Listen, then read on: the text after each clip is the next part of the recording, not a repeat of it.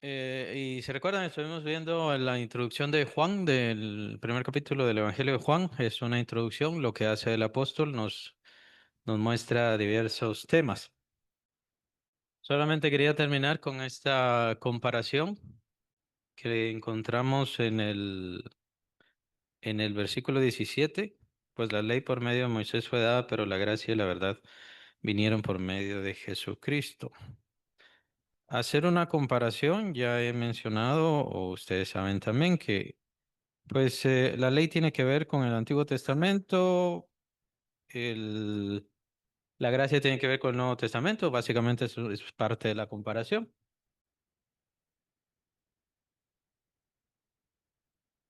Ahora, en términos de el Antiguo Testamento y el Nuevo Testamento, no podemos decir tal característica o tal situación solamente está en un testamento y en el otro no. Por ejemplo, la ley, o si quieren mejor veamos mandamientos. Podemos poner la primera característica, mandamientos.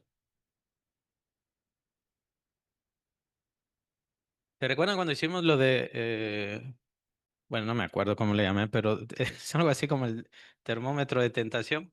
¿Se recuerdan? Y le poníamos una calificación a los lugares. ¿Qué tanta tentación tenía? Del 1 al 10.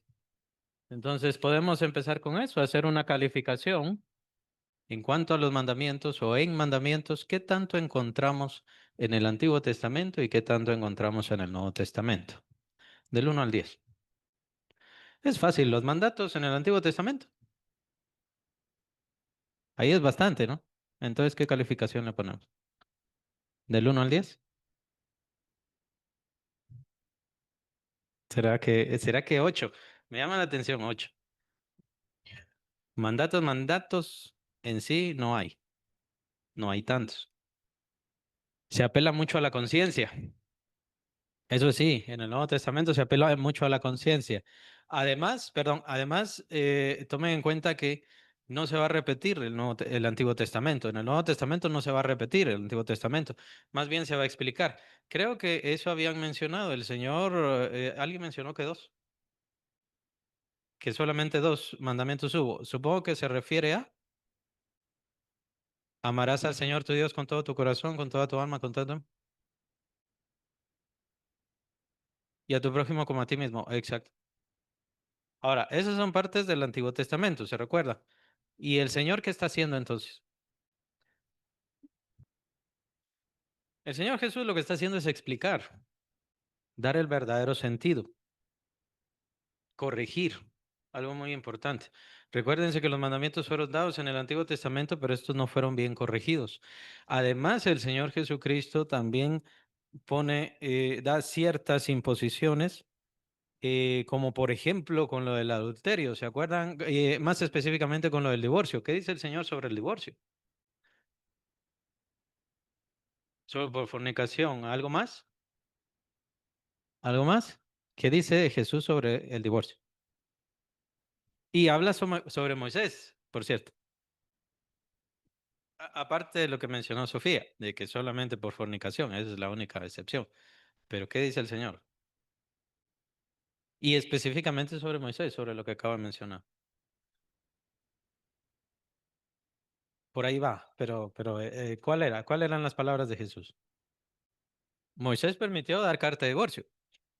Y eso que miren todo lo que es de leyes, ¿no? Entonces Moisés permitió dar carta de divorcio, pero dice el Señor, esto solamente se dio y lo permitió Moisés, no fue Dios. Esto lo permitió Moisés. Que básicamente es parte de la explicación ahora con respecto al divorcio que nosotros tenemos, pero no voy a entrar a eso. El punto es que el Señor Jesús explica, corrige y de hecho aumenta, de tal manera que Él, con su autoridad y con su capacidad, ya no permite el divorcio como tal, excepto a causa de fornicación. Entonces la ley se vuelve un tanto mayor. Entiendo lo que quieren decir. Quieren decir sobre la gracia. Bueno, y es que ya estamos en la gracia, estamos en el reino de Dios, y ahí no hay ley, y ahí no hay mandamiento, y hay libertad. Sí, tienen razón, pero sí hay un tanto de mandamiento. ¿Será que dos? ¿Muy poco? Jesús en el Nuevo Testamento explica a Moisés, nos da el verdadero sentido de la ley y aún más. En el caso del divorcio está haciendo un desafío bastante fuerte, no contra Moisés. El desafío es contra el pensamiento de la gente sobre Moisés, especialmente los doctores de la ley. Para los doctores de la ley, para los fariseos, que se les dijera, Moisés les permitió dar carta de divorcio, pero eso fue por causa de su duro corazón. Eso no es lícito. O sea, que él esté en contra de Moisés para los doctores de la ley, para los fariseos, era algo terrible. Hablando de ese tiempo, de esa situación. Más o menos lo que estábamos mencionando, que en el Nuevo Testamento se dio mucho esta lucha entre los escritores, entre los de aquel tiempo, mucho esta lucha, pues obviamente se estaba evangelizando mucho a los judaizantes o a los que practicaban el judaísmo. Y para ellos, Moisés, pues obviamente está en el pedestal. Y bajarlo de ahí es imposible. Otro que está en el pedestal es Josué. Por eso también aparecen todos los testimonios o el testimonio hablado sobre Josué en Hebreos. Jesús lo explica. Autoridad, autoridad de Jesús. Ahora, con respecto a la autoridad de Jesús es precisamente eso, porque él, por así decirlo, estaba desafiando. No es que lo estuviera desafiando, aunque él no necesitaba desafiar a Moisés. Él era superior a Moisés, pero así estaba el desafío en la mente y en los corazones de estas personas, de estos doctores de la ley o grandes conocedores, ¿no? Para ellos decir que Moisés hay que corregirlo y que Jesús lo estuviera corrigiendo es una ofensa gravísima. Igual con Josué, igual con otras cosas. Ahora, recordemos esto, que en la ley hay que hacer para poder agradar a Dios. Hay que cumplir con los mandamientos para poder agradar a Dios y hay que hacerlo de forma perfecta. Ese era el mandato con respecto a la ley. ¿Verdad? Solamente quería hacer esa aclaración. Ahora, entonces vemos esta característica que es sobre los mandamientos o con respecto a los mandamientos o con respecto a la ley.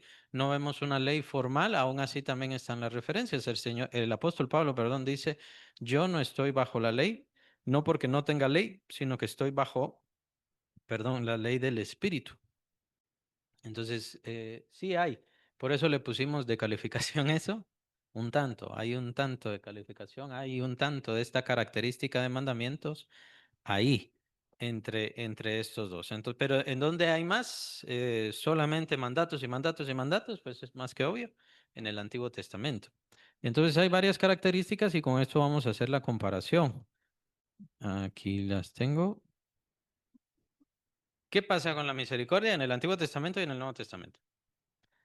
Si quieren, pueden empezar con la calificación o podemos empezar a explorarlo para ya calificarlo. ¿Hay misericordia en el Antiguo Testamento? Y por eso es que estamos haciendo esta comparación. No podía hacer una comparación de misericordia y lo obvio está en el Nuevo Testamento. En el Antiguo Testamento solo encontramos juicio, justicia, leyes y ese tipo de cosas. Pero la verdad es que no. Encontramos mucha misericordia, encontramos mucha misericordia en el Antiguo Testamento. Solamente por darle una calificación, ¿qué tanto de misericordia le podríamos dar? Tomen en cuenta que obviamente el plan de Dios con respecto a Abraham, pues terminaba en el Nuevo Testamento con respecto a Cristo Jesús y a la gran misericordia que vendría a todo el mundo. No podemos, en este caso, comparar la misma misericordia del Nuevo Testamento con el Antiguo Testamento, porque en el Antiguo Testamento es donde brilla la misericordia. Por eso le pusimos 10. Entonces, en el Antiguo Testamento, ¿qué tanta misericordia encontramos? Encontramos mucha misericordia, pero no igual que en el Nuevo. Eso hay que concluirlo. No igual que en el Nuevo. Encontramos mucha misericordia. ¿Se acuerdan de aquella frase famosa, famosísima en el Antiguo Testamento? Dios es tardo para la ira, pero grande en misericordia. Una y otra vez entre los profetas, una y otra vez entre los profetas. El primero casi, no el primero, sino de los primeros que profetas escritores que ya empezaron a anunciar el juicio sobre Judá y sobre Jerusalén, pues básicamente fueron unos 400 años antes del cautiverio en Babilonia.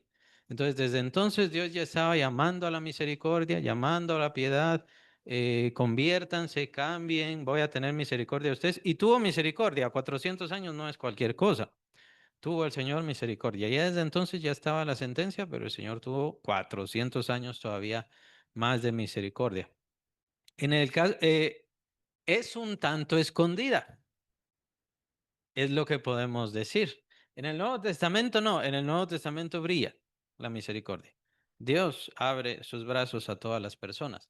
En el Antiguo Testamento está un tanto escondida. ¿A qué me refiero con eso? Tenemos el ejemplo de los israelitas, que los israelitas Dios los saca de Egipto y entonces el propósito era que estuvieran en el Sinaí aproximadamente estar unos 2 años, poco más de 2 años en lo que se preparaban, entraban a la tierra prometida y entonces ya sabemos qué tenía que pasar con todo ese pueblo, todas esas tribus cananeas. Pero a causa de la incredulidad de los israelitas, ¿qué pasa? Ellos son castigados, 40 años tuvieron que estar dando vueltas en el desierto, ahí hubo misericordia. De hecho, no, ellos estaban sentenciados a muerte. ¿En dónde está la misericordia? Por eso les digo, está es algo escondida. Vean, es lo bonito del tema de la misericordia, porque la misericordia de Dios es universal. Dios tiene misericordia hacia todos. Cuando nosotros vemos la Biblia, entonces pensamos solo en el pueblo, especialmente en el Antiguo Testamento. Pensamos solo en el pueblo de Israel.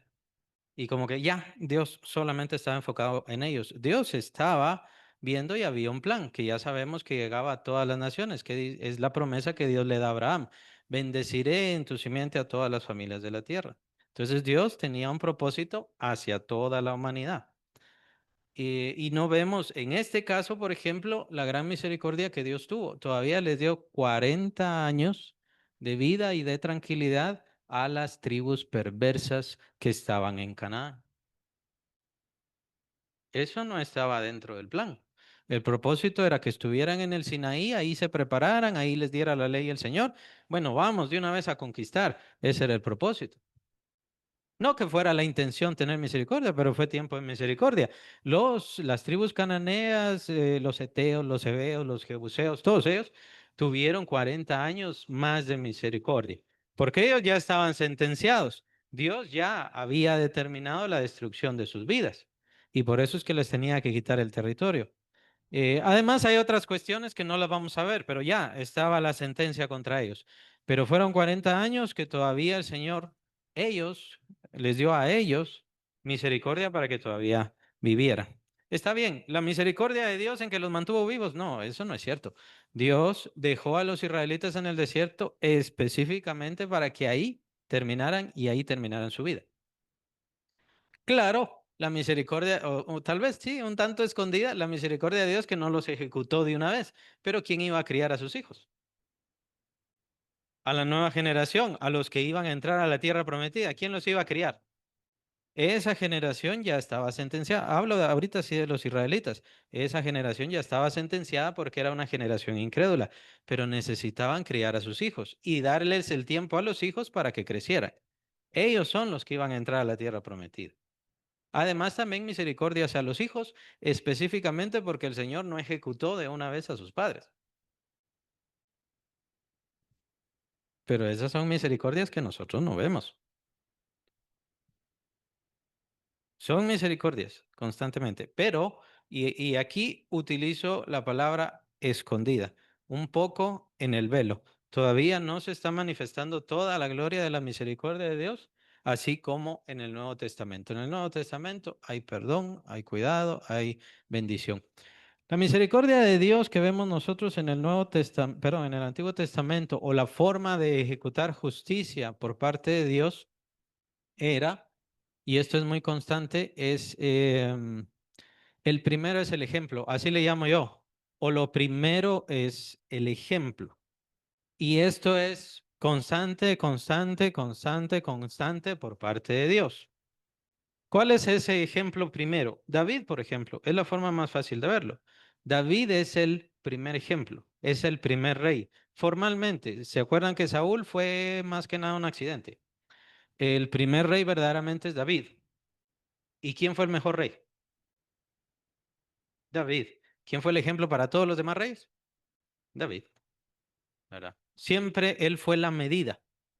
Siempre él fue la medida. Y lo pueden notar cómo Dios le habla a sus descendientes, específicamente a los reyes, obviamente, ¿verdad? No fue como David, ¿se acuerda? Su padre. No hizo las mismas cosas que David, su padre, ¿ya? No anduvo en los caminos del Señor igual que David, su padre. El primero es el ejemplo. Y en el caso de los israelitas es la misma historia. Ese pueblo, esa generación de israelitas del tiempo de Moisés son el ejemplo. Por eso el Señor se encarga de dar severa justicia. Pero de ahí tuvo gran misericordia a lo largo de todas las generaciones. Solamente lean el libro de Jueces. Estaban en las montañas viviendo, el Israel. Y ahí va el ángel de Jehová a reprocharles. No va a castigarlos, va a reprocharles. Ustedes no siguieron fieles, ustedes no siguieron bien el camino. La misericordia de Dios siempre estuvo ahí. Lo que pasa es que Dios muchas veces tuvo que dar el ejemplo primero. Sodoma y Gomorra, otro gran ejemplo. ¿Acaso es la peor ciudad que ha existido? ¿Son las peores ciudades que han existido? Por supuesto que no. Ahora hay muchísimo peores. ¿Y por qué el Señor no hace nada? Porque ellas fueron el ejemplo. Ellas fueron el ejemplo. Entonces, solamente para que vean el ejemplo, solamente para que les quede claro, pero en realidad el Señor es vasto en misericordia, es amplio en misericordia. Debido a que está un tanto escondido en el Antiguo Testamento, pongámosle un su 6.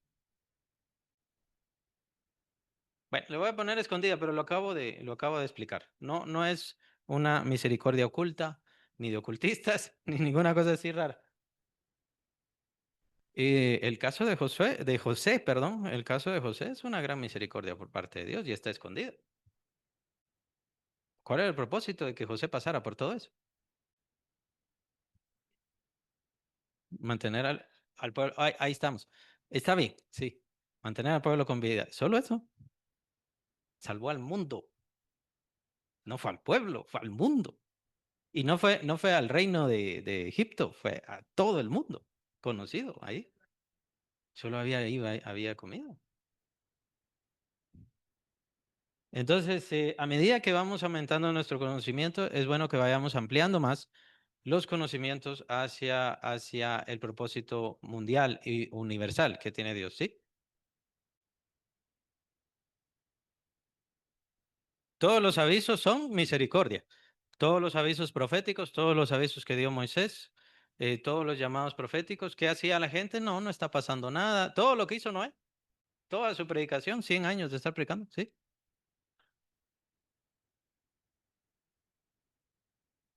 Es una definición, a mí me parece, sí, una definición así. Hacer el bien a alguien sin tener ninguna obligación es como yo la defino, ¿verdad? ¿Y quién más que Dios? ¿Quién más que Dios? Él no tiene ninguna obligación y no existe ninguna imposición. Por eso es que la gente malentiende a Dios porque le recriminan a Dios o le demandan a Dios. ¿Por qué hiciste esto? ¿Por qué me quitaste esto? ¿Qué tiene Dios obligación de guardarle la vida a quien quiera que sea? Es su misma misericordia. Él por su misericordia nos mantiene vivos, nos mantiene bien. Por su misericordia mandó a su hijo. No tenía ninguna obligación. Él quiso. Por eso así se define, así lo definen los apóstoles. Él quiso, de su propia voluntad. Pero la gente desprecia eso. Puse brilla allá porque se manifiesta en grande la misericordia de Dios. Es la que resplandece, al igual que la gracia. ¿Tenemos la fe?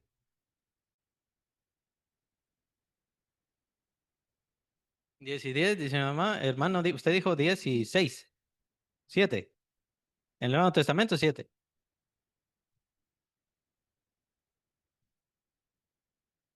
Y creo que tiene muy buena evaluación porque yo también estoy de acuerdo con que sea casi igual de un lado y del otro, en mi opinión.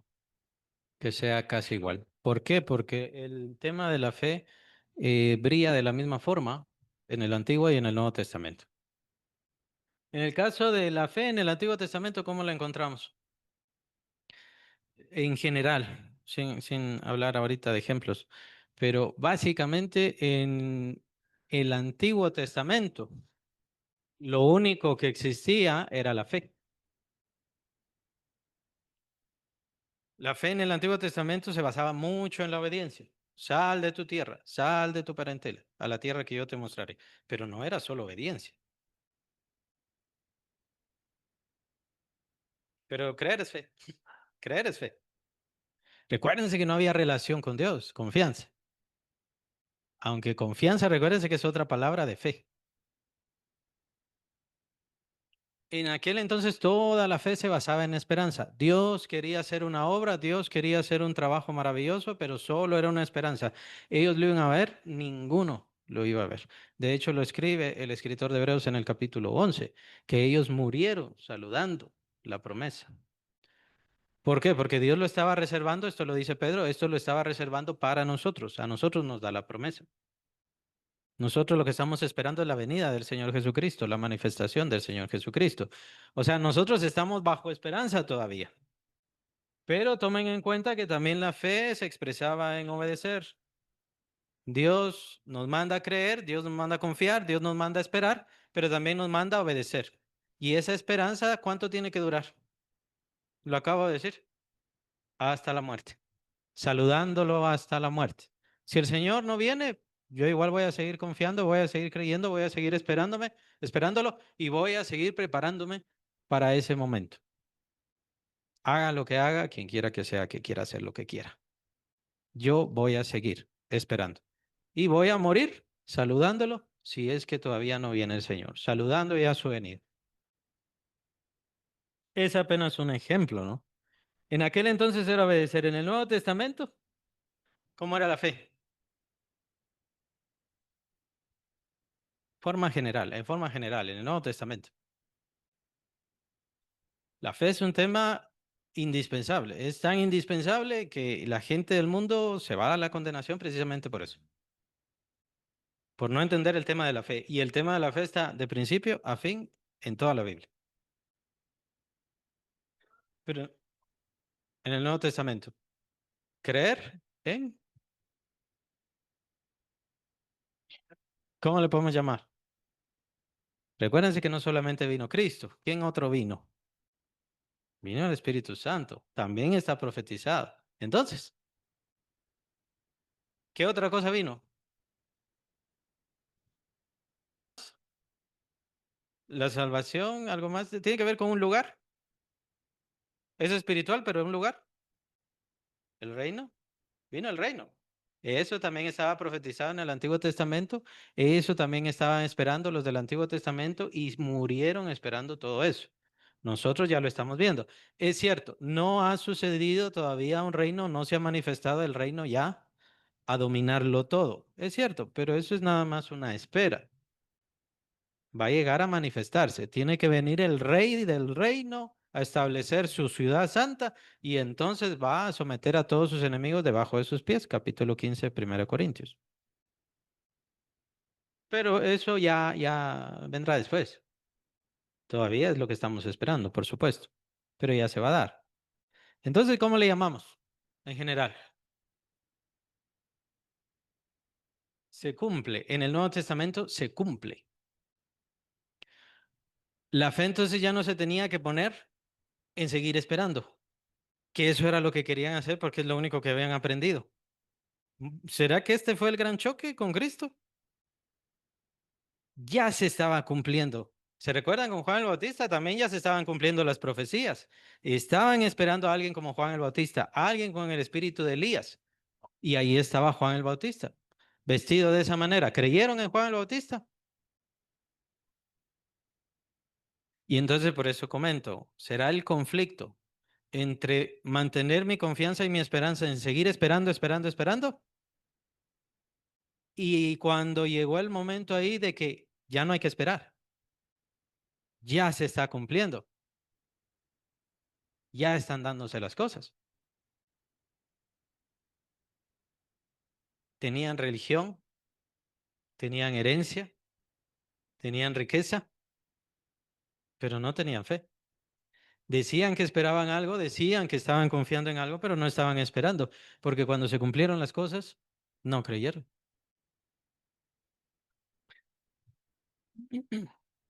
Tienen razón al comentar, es un poco extraña la calificación acá. Y muy probablemente es esta la razón, porque ellos querían seguir teniendo esa su fe de seguir esperando, esperando, esperando. Y pensaban que eso era la fe, pero eso no es la fe. Si la fe se tiene que cumplir. El hecho que ya se estuvieran dando las promesas, es cierto, vieron a Jesús de esa manera como mencionaban, pero al mismo tiempo estaban las señales.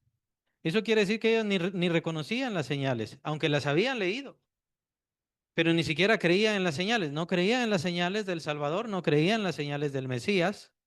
Entonces sí tenían fe. ¿De verdad estaban esperando? O empezaron a poner su fe y su confianza en el esperar, en lo que hacían supuestamente para esperar, en su religión, en sus acciones, en las obras, como aparece en el Antiguo Testamento. Es un fenómeno muy interesante. ¿Por qué? Porque ¿será que se está dando ahora entre los mismos cristianos? ¿Están creyendo los cristianos que ya viene el Señor? ¿De verdad?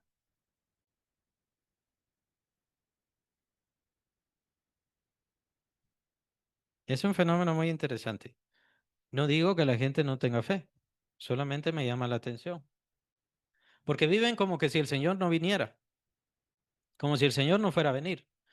Y aún más, yo pienso que en sus corazones no quieren que venga. Y fue lo mismo con los fariseos. Negaron tanto a Cristo que aunque veían las señales, simplemente no les importaba. Ese no es Cristo, ¿sí? Es algo así como que Noé cuando empezó a llover, entonces dice, no se preocupen, no, no está pasando nada. Cuando empezó a querer llover, inmediatamente entremos todos y cerremos ya todo, ya viene el cumplimiento de todas las cosas.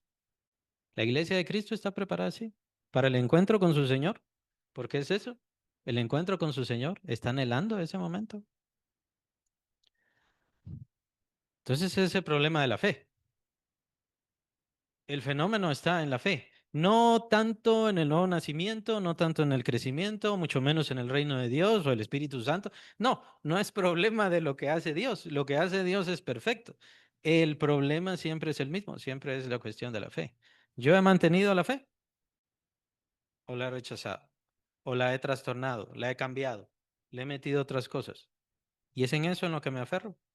No se les olvide, estamos esperando a nuestro Señor, no tenemos una religión de venir a sentarnos y después regresar así hasta que envejezcamos y moramos. Nuestra religión es anhelar y esperar y estar preparados para la venida de nuestro Salvador. Ese es nuestro objetivo y es lo que debe darnos ánimo para seguir trabajando, para esforzarnos, para aprender más, pero que nuestro aprender no destruya nuestra fe. ¿Cómo pasó con los fariseos en los tiempos de Jesús?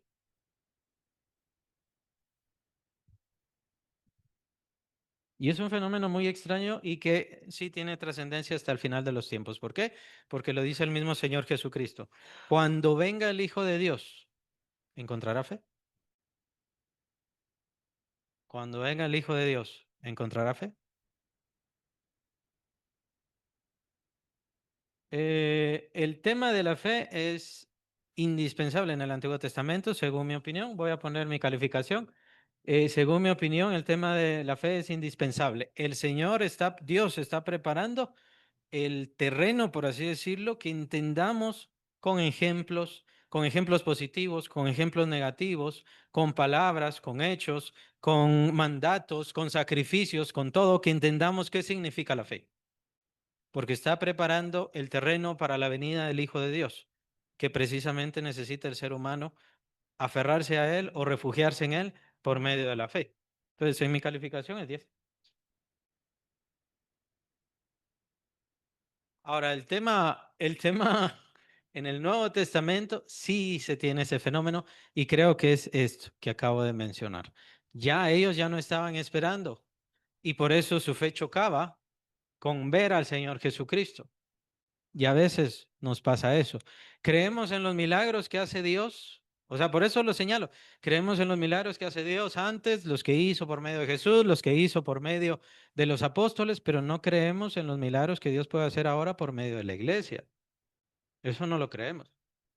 De tal manera que no hay hermanos que se dediquen a orar por los enfermos, a visitar a los enfermos o a un momento en domingo estar orando por enfermos. No tenemos, y de hecho ese es un ministerio de la iglesia. Los ministerios no son cinco en la iglesia. Apóstoles, profetas, pastores, evangelistas, más, esos no son los ministerios. Está el ministerio de sanidades, los que oran por enfermos. Ese es uno de los ministerios de la iglesia. Pero, ¿qué ha pasado? O sea, tenemos el fenómeno de creemos en las cosas de antes, pero no en las cosas de hoy.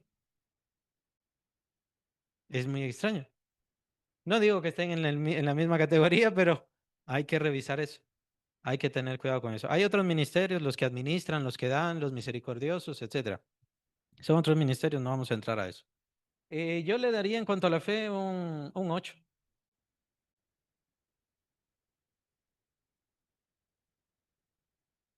Ya no tenemos tiempo, pero sí quiero terminar esto, así que vamos a ir un tanto más. Sí, tengo más. Perdón.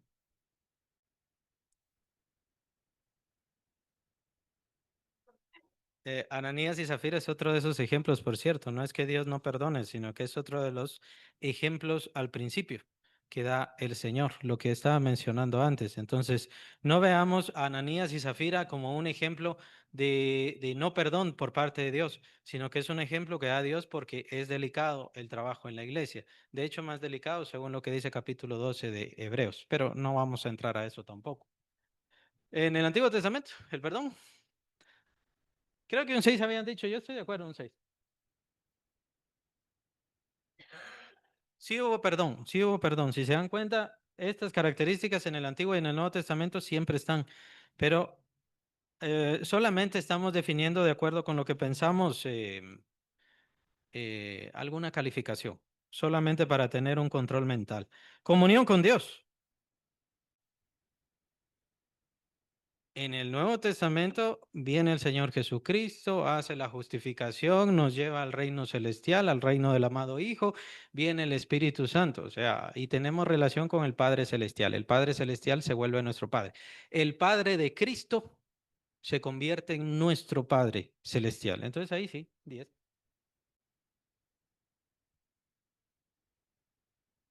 No, pero ya después de su muerte, bastante, bastante después de su muerte. En el Nuevo Testamento, pues, mejor. Con Lázaro, capítulo 16 de Lucas. ¿En dónde estaba? Estaba en el Seol, no tenía relación con Dios. Estaba esperando la relación con Dios. Entonces, sí, o sea, tienen razón. Dios se manifestaba, Dios habló y Dios dio esperanza. Pero si hablamos de los beneficios, justificación, santificación, la esperanza de glorificación, el hecho de la glorificación, todavía no estaba dada. La revelación tampoco estaba dada. Todo estaba escondido de la misma forma que en la misericordia. La revelación estaba escondida. Entonces, sí había comunión, pero menos. ¿Qué tanto le podemos dar? Dejemos un 3.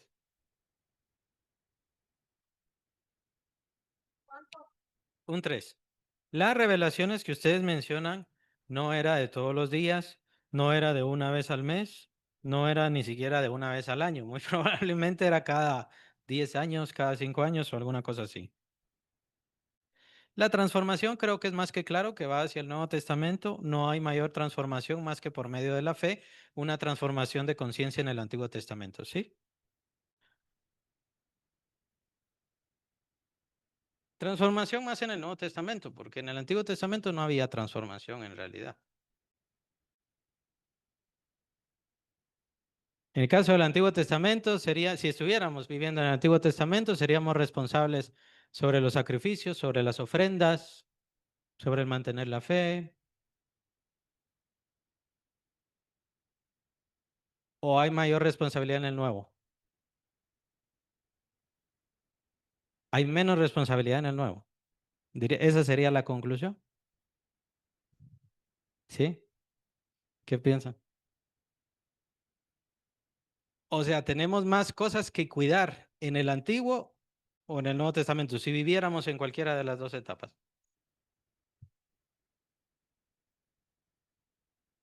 hay muchas cosas que cuidar. Cuidarse, se recuerdan que hasta les cambió la vestimenta a los sacerdotes, el Señor. Tenían que usar ropa interior. Ahí básicamente es la primera reseña o referencia hacia la ropa interior que se da desde la antigüedad. Tenían que cuidarse hasta ahí. Entonces, ¿había más cuidados en el Antiguo Testamento o hay más cuidados en el Nuevo Testamento? Ya ha venido Cristo con respecto a la gracia. En general, ante Dios, tenemos más responsabilidad nosotros que los sacerdotes del Antiguo Testamento. ¿Por qué puse esta característica? Porque la mayoría de cristianos vive su vida cristiana como, no tengo nada que hacer, no tengo nada que aprender. O ya hice lo elemental y ya estuvo. Y lo elemental es venir a la iglesia y ya estuvo, solo ir. Entonces, ¿tienen responsabilidad o no tienen responsabilidad? Tomen en cuenta, y solamente esta sería una. Dios nos encargó el ministerio de la reconciliación a nosotros. Si nosotros no cumplimos con ese ministerio de la reconciliación, la gente no se reconcilia con Dios. Nuestra responsabilidad es mayor que la de los sacerdotes, que la de Moisés en dado caso. No es que seamos mayores que Moisés, por así decirlo. Él tuvo una gran misión, una gran predestinación y todo lo demás, sí, pero nosotros tenemos el ministerio de la reconciliación.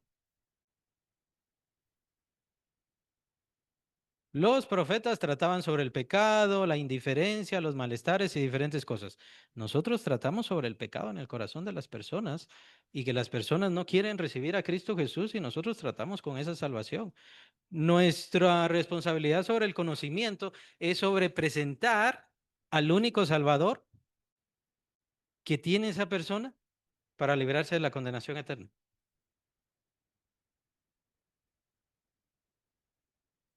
Es el hecho de tener la gracia, el hecho de tener mayor misericordia, el hecho de tener mayor revelación, el hecho de tener mayores bendiciones por parte de Dios, no nos hace menos responsables ante Dios, todo lo contrario, nos hace más responsables ante Dios. Y esto también lo comprueba el escritor de Hebreos en su capítulo 12. Dice, nosotros no nos hemos acercado al Sinaí antiguo, aquel donde estaba la presencia de Dios arriba del monte. Nosotros nos hemos acercado a la Jerusalén celestial, en la compañía de los santos, en la compañía de los ángeles. Y la sangre del Cordero es la que habla mejor que la sangre de Abel. Entonces nuestra responsabilidad es mayor. Por eso es que necesitamos al Espíritu Santo y por eso es que necesitamos todos los beneficios y las bendiciones del Señor Jesucristo para poder cumplir. El tiempo se nos ha acabado. Creo que había una pregunta o comentario y breve, ya no tenemos tiempo. ¿Sí? No sé. Le voy a poner un 7 porque sí vemos el cuidado. Por eso es que es bueno ver esto. Vemos el cuidado del Antiguo Testamento. Nosotros deberíamos tener más cuidado. Vemos la responsabilidad de David, la responsabilidad de Moisés, la responsabilidad de Aarón. Nosotros deberíamos ser igual, mínimo o más responsables.